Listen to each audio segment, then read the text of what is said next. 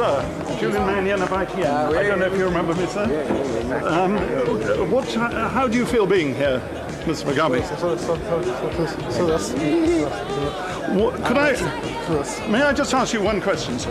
On what basis do you now regard yourself as President of Zimbabwe? On the same basis as Mr. Brown regards himself as Prime Minister. So, precisely on that basis.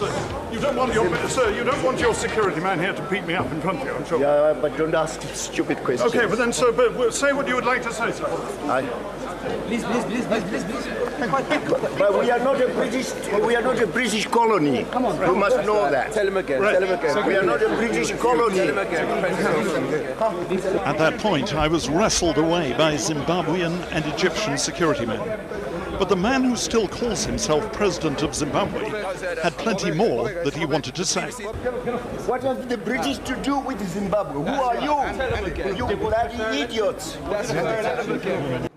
Well, the UK is trying to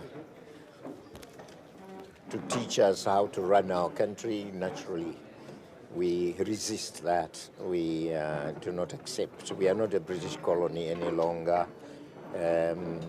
We are not the only developing country with problems. There are many countries with problems. Zimbabwe is far better than the average developing country. You come to Zimbabwe and you will see we are not a collapsing economy. We have difficulties at the moment, but certainly we have a strong asset base and we will not collapse.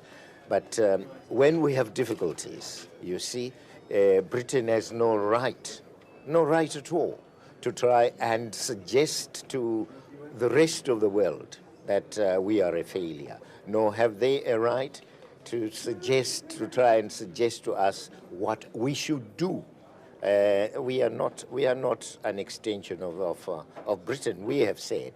And so this is the main area of difference between them and ourselves.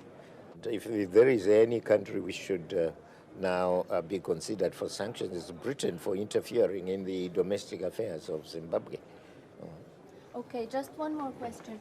Britain also wanted to raise this issue during this summit. Do you think it's appropriate to discuss this? Well, the British have no standards apparently to guide them, and if they do, they would be misfiring. And since I'm here, I will take care of them. The elections, we have been announcing the stages we're taking. We have a delimitation commission which is working on delimiting the constituencies.